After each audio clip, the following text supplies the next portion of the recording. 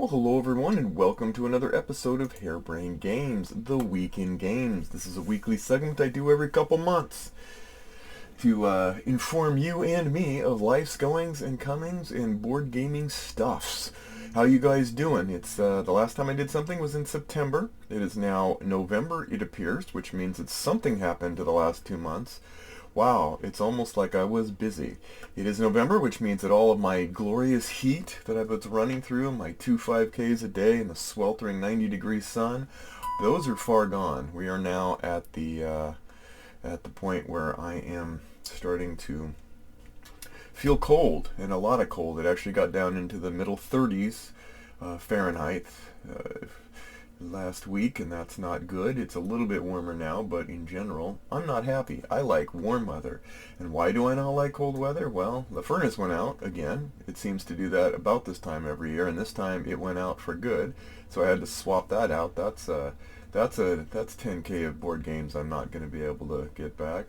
And then in my other rental house, of course, all the electrical heaters went out, and so that was also a cost, and they had to be replaced. And my car broke down, and I had a few $1,000 in repairs on that. And then it stopped when my truck's heater stopped last week, and I'm like, nope, this one's I'm just gonna wear 2 jackets kind of thing. You have done that. Yeah, no, we're not doing that. Like, I can handle cold now. I will do it. So anyway, what about your sob stories? Anything awesomely sad or glad going on in your lives? Always like to hear how it's going from people all across the world. Love hearing from people. So on another note, every time I see something quirky that I want to kind of recommend online, I don't do it very often, but there's a channel called Jumble and Gaff, which for some reason their humor absolutely strikes a chord with me. They're not me. They're not, well, okay, one of the guys has long hair. I guess that's a correlation. But they do video. They do quite a few different things. So they do board game reviews lately, and I really like. They put a lot of work into it, and I really like their humor. I like their style. If you guys are interested, check it out. It's called Jumble and Gaff. I'll put a link somewhere in the comments once I remember if I remember. But if you like sort of quirky, kind of crazy, nutty video reviews, they are absolutely hilarious. And they've been around for a while, but they have like maybe 200 subscribers, which is weird because I would think they'd have a lot more. They're way, way more into it than I am. So, and in general, things have settled down, which means that I'm either now able to kind of start playing more games, or I'm totally oblivious to the next seismic, life-altering event. Either way, there will be stories. Let's get to the news.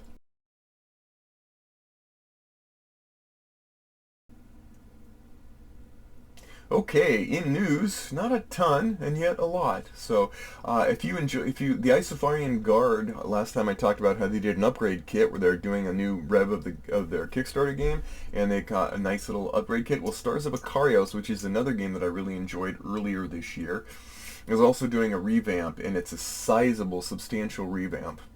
And so be on the lookout for a Kickstarter for that if you guys have played the first edition. I really liked it. Other people liked it, and some of them played more than I did and found that later on in the game, farther than I ever got, it started to have a few things. But generally speaking, I think it's still well worthy and still one of the best like feelings of upgrading your ship and going out into a space opera kind of affair that I've seen yet. Last time we talked, Stonemaier had announced Apiary, a game that included gratuitous bee dancing.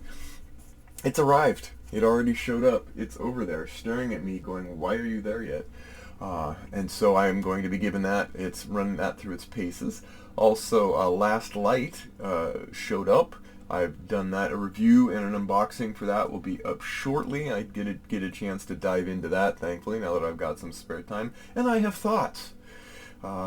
So Dune Imperium has a standalone sequel called Uprising that's coming along. It's the next game in the series, but can be combined with the original. It's a very weird thing. Like, I got the original, I got both expansions, I got the upgrade pack, and then I got some Etsy upgrades too on it. And so I have absolutely zero need for a standalone sequel.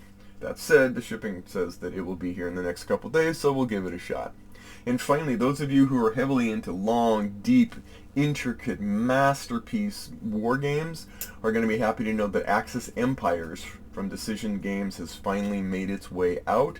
That this is a game that I've seen for several years being play tested by a very, very passionate, invested designer in Thomas Prowl, who's taken the original and done wonders with it. And the reviews and the feedback has been nothing short of spectacular. That it's a fantastic game of, it's, yeah, if you have any interest in it, go to Decision Games and grab a copy of it, because I hear that it's top notch in every way. And with that, let's get to my question of the week. Okay, so those of you who know me and have been around for a few years know that one of the things that I'm very consistent about is my inconsistency.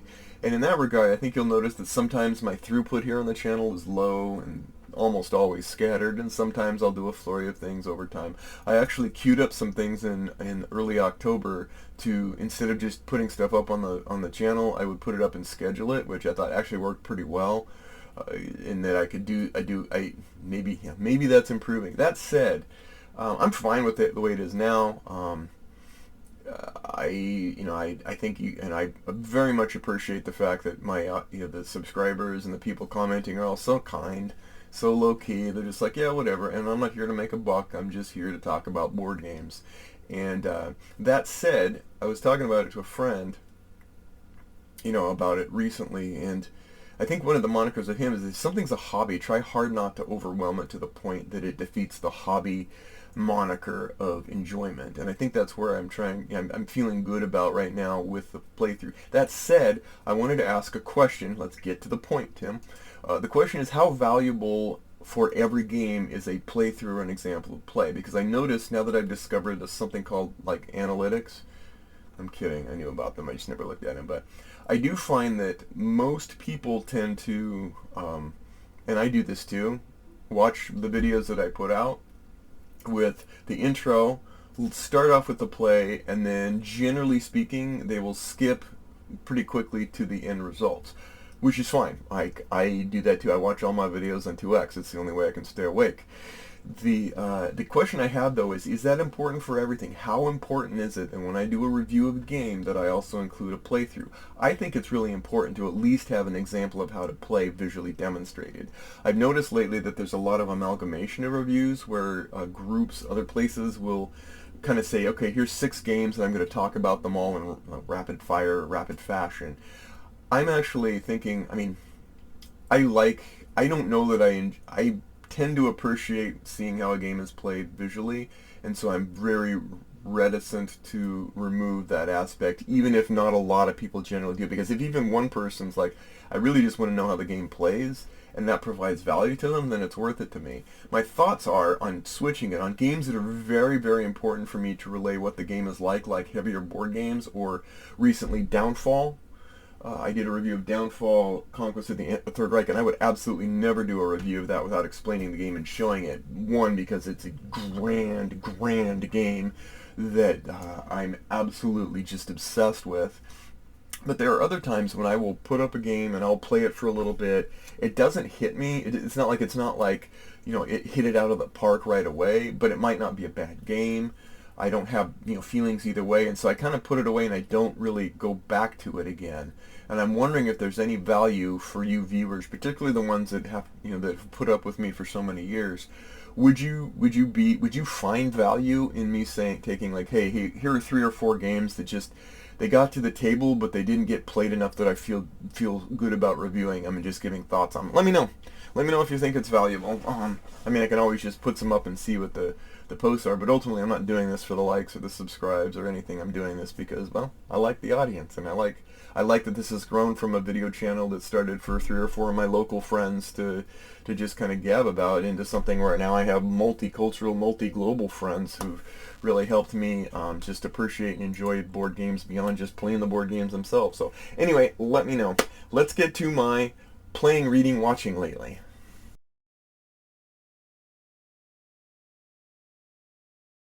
Okay, what board game have I playing lately? I kind of spoiled it in the last segment. Downfall of the Conquest of the Third Reich is I'm in the process now of setting up a second table for it so that I can play it over the course of months. It is that good. I've explained the best I could in the review what I thought about it, but man, I love this game. I miss Chad Jensen. I mean, I hope there's. I mean, this is a posthumous design implementation by Chad Jensen, who passed away of cancer in 2019, I believe. And wow, what a game! And thank goodness for people like John Butterfield to come in and take over and really see through everything, to see the game and just bring it out and put it out in just such a masterful fashion. So I'm also playing Last Light. I will probably set that one away, not nearly as enamored with that, but I don't despise it either. I actually find it quite a pleasant little experience. And Castles of Burgundy Special Edition, my wife is enjoying it. She likes the bling and the blitz and the acrylic clicky clackies of the special edition that's overpriced but over delivers. And so that's what we're playing. Video games. Last time we talked, I was playing Starfield. Starfield kind of fell off a cliff for me. I would describe it in the first 50 hours as a game. The more I played it, the more I enjoyed it, and the less impressed I was with it. And that continues. I finally now to the point where I'm like, I'm going to set it aside for a while. There's nothing compelling me to continue to play. And that's it. There's other games that have come out. I definitely want to try Cyberpunk 2077 now that it's been updated with a brand new experience, but I'm probably going to do that over Christmas. The honest fact is that I'm working on a game now that I really like that I can't talk about, and I really like it, and so that's usually a good sign, right? So, books. I'm still finishing The Unseen Realm. I picked up another another book called Palestine Betrayed, which I've been getting back into my tomes. I have decades and decades of books related to the Middle East and the many conflicts involved there, so it seemed timely. And finally, what TV shows am I watching? I finished up a good portion of other shows. I watched a couple just one-offs, nothing special. I mean, this is Thanksgiving, so we're always going to see planes, trains, and automobiles before Thanksgiving. We always do that. But I am watching The Blacklist, which has been... I've started it, and I've always gotten to about season 2, somewhere in the middle. I'm going to try and watch it a little farther this time, but I ended up starting it over again. Wow, what a violent movie. What a violent series. I do.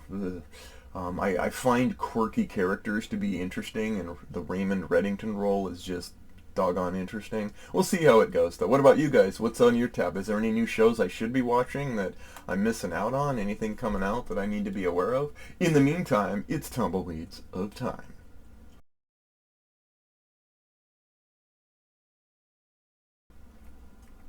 The year is 1977. And what do we have for famous birthdays? Well, Kanye West.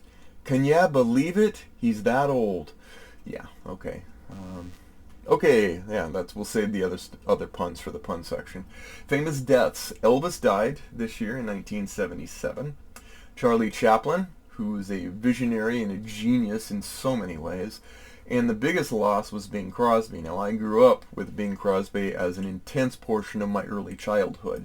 Having very, very old parents meant that only black and white TV shows were fine. All the others were evil and vile and frankly just not good, according to them. And so we ended up watching a lot of old movies. And who was in a lot of old movies? Bing Crosby. Christmas time, you had the Bing Crosby record that we'd play nonstop. We had Bing Crosby, Christmas shows, and all of his Christmas shows were like White Christmas and Holiday Inn, you name it. And of course, through the year, we always liked the Bing Crosby, Bob Hope road shows, Road to Bali, Road to Everywhere. And so his loss, actually, I remember I was 8 years old at the time, and I'm like, that's sad. He was kind of him and like Jimmy Durante were two of like the just clever folks. So anyway, popular slang that came out in 1977 was brewski, which is the amalgamation of a beer and an Eastern Bloc dialect. So popular fad in 1977 should surprise no one. It was disco. That's right. It's disco time, my friends. Bell bottoms, goody combs, and lots of glass globes, or whatever you call it, discotheque globes. And I remember that. I remember my sister being heavily into it, my older sister and stuff. And then it faded out in about 1980, so that was like quick in, quick out for that fad. Not as fast as the Pet Rock, but still. Flash in the pan. Popular pun. I went to a karaoke bar yesterday that didn't play any 70s music. At first I was afraid. I was petrified. Top song was Tonight's the Night with Rod Stewart. Don't even remember that song. I think I'll look it up on YouTube, but I don't. Rod Stewart, don't remember. But, I mean, let's get to the best sci-fi movie. We all know 1977, Star Wars Episode 4, A New Hope, came out. It wasn't until 1987 that I was able to watch it because I was on a high school retreat. Because again, it was not black and white, and so I ended up getting to watch them, and I'm like, oh, okay, this is cool. I watched 4, 5, and 6. I thought the Ewoks were a little dorky at the time, and I think I even used the word dorky. So, weirdest story in 1977 marks numerous unexplained UFO sightings worldwide. One incident was in Colares, Brazil, where residents report being targeted by strange lights that emitted beams of intense light, causing burns and injuries. However, the Brazilian Air Force could not provide any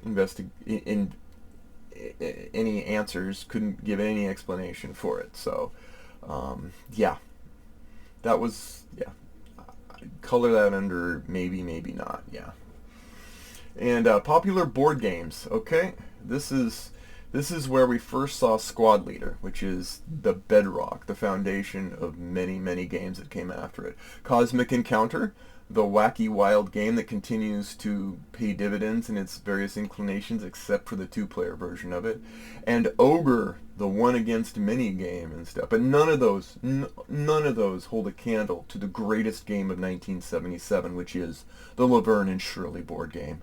To this day, people go, there's never going to be any better. There's no reason we should make a sequel. We just can't. It's just too good as it is. And finally, how many aardvarks lived in Palm Springs in 1977? And the answer, surprisingly, is 0.